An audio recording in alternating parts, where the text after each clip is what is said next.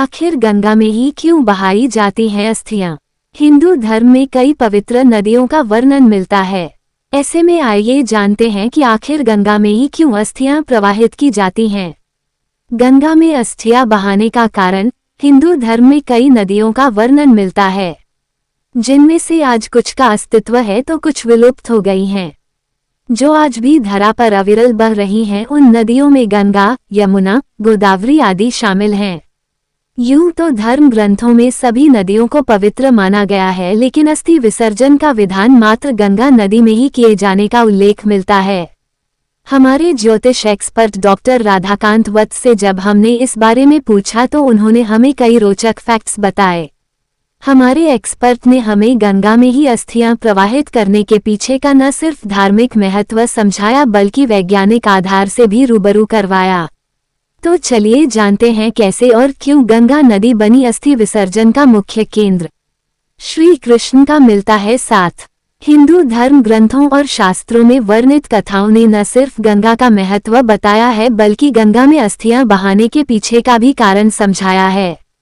पौराणिक कथाओं के अनुसार ऐसा माना जाता है कि गंगा नदी को श्री कृष्ण नहीं हुए थे श्री कृष्ण के 16,000 विवाह का आशीर्वाद प्राप्त है, जिसके तहत मरने वाले की अस्थियां गंगा में बहाने से उस मृतात्मा को भगवान श्री कृष्ण की कृपा प्राप्त होती है और जितने दिन तक अस्थियां में बची हड्डियां गंगा में तैरती या बसी रहती हैं, उतने दिन उस मृतात्मा को श्री कृष्ण के गोलोक धाम में रहने का अवसर मिलता है।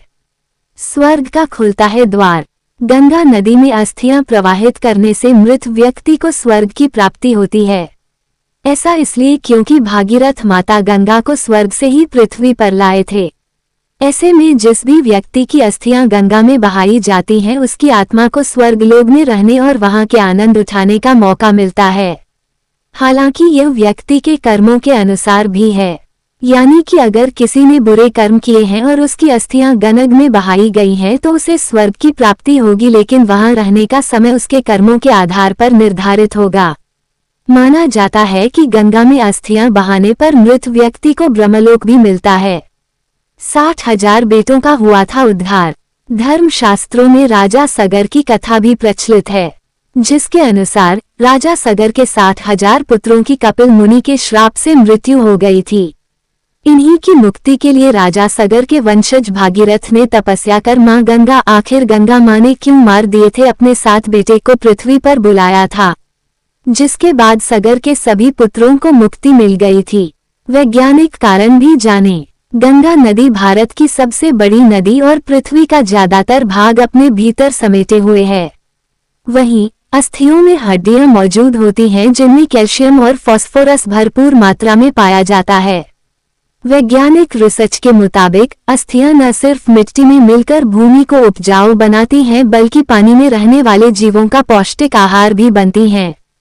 साथ ही पानी की फर्टिलिटी पौवा को भी बढ़ावा देती है। ऐसे में भारत की सबसे बड़ी नदी यानी कि गंगा के जल में फर्टिलिटी पौवा बरकरार बनाए रखने के लिए और गंगा में मौजूद जीवों तक खाना पहुंचाने के लिए और गंगा के आसपास की भूमि को उपजाऊ बनाए रखने के लिए ही गंगा में अस्थियां विसर्जित करना जरूरी है। तो ये था गंगा में ही अस्थियां बहाने के पीछे का मुख्य कारण। अगर आपको ये स्टोरी अच्छी लगी हो तो इसे फेसबुक पर जरूर शेयर करें और इसी तरह के अन्य लेख पढ़ने के लिए जुड़ी रहें आपकी अपनी वेबसाइट हर जिंदगी के साथ। आपका इस बारे में क्या ख्याल है, हमें कमेंट बॉक्स में जरूर बताएं।